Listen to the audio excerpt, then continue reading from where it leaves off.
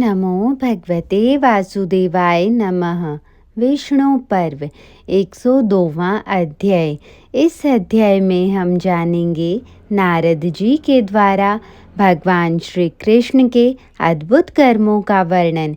नारद जी कहते हैं, यादवों, भगवान श्री कृष्ण ने मुर दैत्य के पाश काट डाले, निस्सुंद और नरकासुर को मार डाला तथा प्राग ज्योतिषपुर का मार्ग सब लोगों के लिए क्षेममय निष्कंटक बना दिया। शूरनंदन श्री कृष्ण ने अपने धनुष के टंकार और पांचजन्य शंख के हुंकार से उन समस्त भूपालों को आतंकित कर दिया जो युद्ध में उनके साथ स्पर्धा रखते थे। मेघों की घटा के समान छाई हुई दक्षिण देशीय रथ सेनाओं से सुरक्षित तथा महान बल और पराक्रम से संपन्न रुक्मी को युद्ध में पराजित करके इन वृषणी कुल तिलक केशव ने मेघ के समान गंभीर घोष करने वाले एवं सूर्य तुल्य तेजस्वी रथ के द्वारा रुक्मिणी को शीघ्र हर लिया। इस प्रकार शंख, चक्र, गदा और खड्ग धारण करने वाले श्री कृष्ण ने भोजकुल नंदिनी रुक्मिणी के साथ विवाह किया और उन्हें अपनी पटरानी बनाया। जारूथी नगरी में आहाव्रति, क्राथ एवं शिशुपाल को परास्त किया। सेना सहित दंतवक्त्र और शतधन्वा को भी हरा दिया। इन्होंने इंद्रद्युमन, काल यवन और कशेरुमान का भी क्रोधपूर्वक वध किया है तथा हाथ में सुदृढ़ धनुष धारण करके शोभ विमान के स्वामी श्रीमान राजा शालव को भी मार डाला है। इन कमल नयन पुरुषोत्तम ने चक्र द्वारा सहस्त्रों पर्वतों को टूक टूक करके बिखेर दिया और द्युमत्सेन को मार गिराया, जो युद्ध में अग्नि और सूर्य के समान पराक्रमी थे और वरुण देवता के उभय पार्श्व में विचरण करते थे, जिनमें पलक मारते मारते एक स्थान से दूसरे स्थान में पहुंच जाने की शक्ति थी।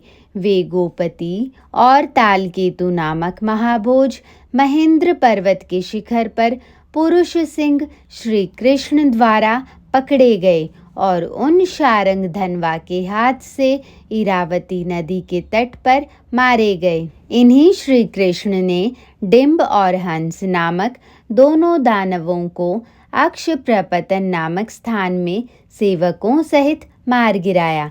महात्मा केशव ने वाराणसी नगरी जला दी तथा राष्ट्र के लोगों और सगे संबंधियों सहित काशीराज को काल के गाल में भेज दिया। इन अद्भुत कर्मा श्री कृष्ण ने युद्ध में झुकी हुई गांठ वाले बाणों द्वारा यमराज को जीतकर वहां से इंद्रसेन के पुत्र को वापस लौटाया था। इन्हीं श्री कृष्ण ने समुद्रों में तथा लोहित शिखर पर जाकर समस्त जल जंतुओं सहित महाबली वरुण को भी जीता था, जो महेंद्र भवन में उत्पन्न होकर सदा महामनस्वी देवताओं द्वारा सुरक्षित रखा गया था। उस पारिजात नामक वृक्ष को इन श्री कृष्ण ने देवराज की परवाह न करके हर लिया। इन जनार्दन ने एक साथ आए हुए पांड्य, पौंड्र, कलिंग, मत्स्य तथा वंग देश के समस्त राजाओं को युद्ध में मार डाला था। इन वीर श्री कृष्ण ने रणभूमि में 100 महामना नरेशों का वध करके अपनी परम सुंदरी पटरानी गांधारी से विवाह किया था। गांडीव धनुष लेकर युद्ध की क्रीड़ा करते हुए भरत श्रेष्ठ अर्जुन को इन भगवान मधुसूदन ने कुंती के सामने ही जीत लिया अथवा सहायता देकर उन्हें विजयी बना दिया। इन पुरुषोत्तम ने अर्जुन द्वारा रथ युद्ध में द्रोणाचार्य, अश्वत्थामा, कृपाचार्य, कर्ण, भीष्म और दुर्योधन को परास्त कर दिया। बब्रू का प्रिय चाहते हुए शंख, चक्र, गदा और खड्ग धारण करने वाले भगवान केशव ने सौवीरराज की पुत्री को बलपूर्वक हर लिया था। इन पुरुषोत्तम ने वेणुदारी के लिए घोड़े, रथ और हाथियों सहित सारी पृथ्वी को, जो अस्त व्यस्त हो गई थी, यत्नपूर्वक जीत लिया।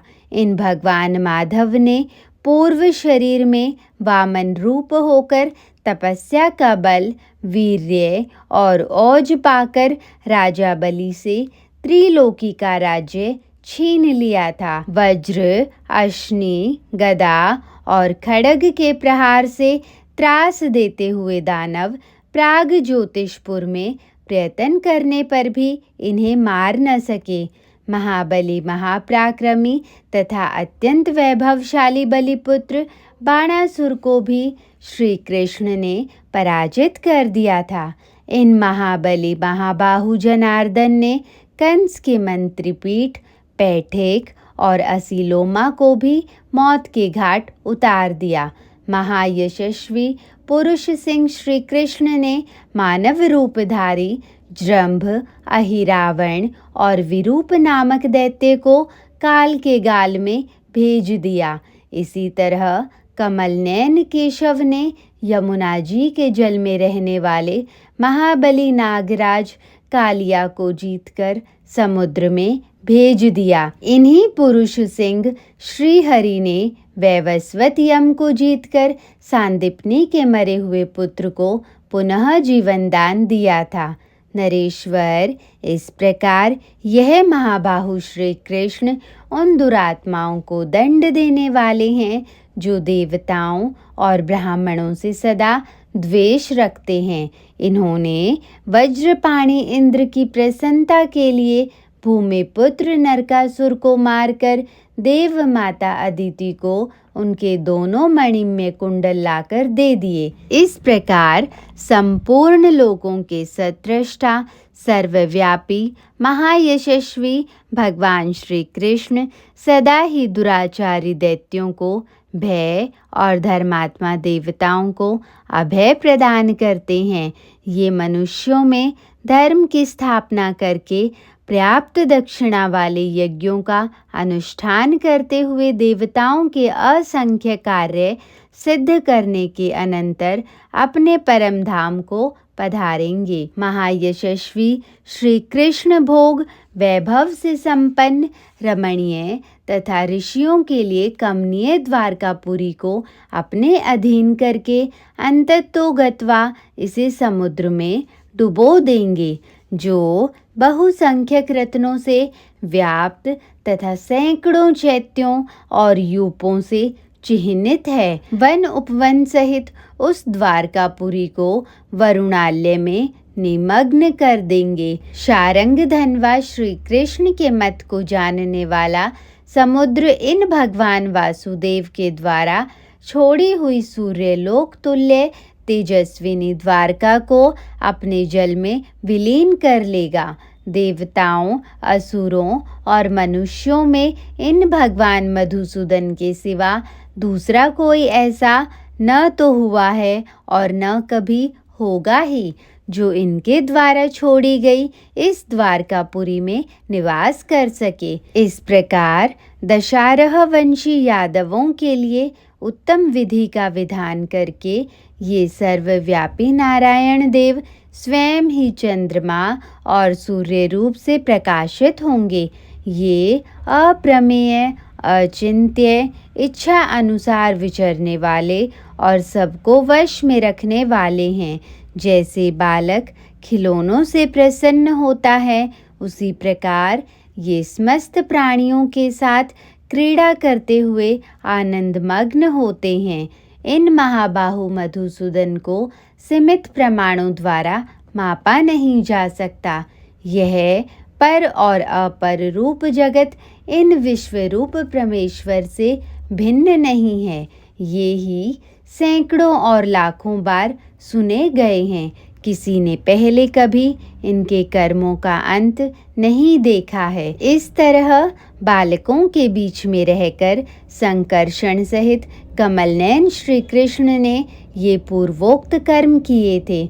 पूर्व कल्प के महायोगी, महाबुद्धिमान और सब कुछ प्रत्यक्ष देखने वाले व्यास ने अपनी तपोबल से संपन्न दृष्टि द्वारा देखकर यह सब कुछ बताया था। वैशंपायन जी कहते हैं, जन्मेजय, इस प्रकार देवराज इंद्र के आदेश से भगवान गोविंद की स्तुति करके नारद मुनि समस्त यादवों से पूजित हो स्वर्गलोक को चले गए। तदंतर कमल नयन मधुसूदन भगवान गोविंद ने समस्त अंधक और वृष्णि वंश के लोगों को विधि पूर्वक वह सारा धन यथोचित रूप से बांट दिया। उस धन को पाकर महामनस्वी यादव प्रचुर दक्षिणा वाले यज्ञों का विधि पूर्वक अनुष्ठान करते हुए द्वारकापुरी में निवास करने लगे। इस प्रकार श्री महाभारत के खिलभाग हरिवंश के अंतर्गत विष्णु पर्व में नारद जी का वाक्य विषयक 102वां अध्याय पूरा हुआ। जय श्री कृष्ण।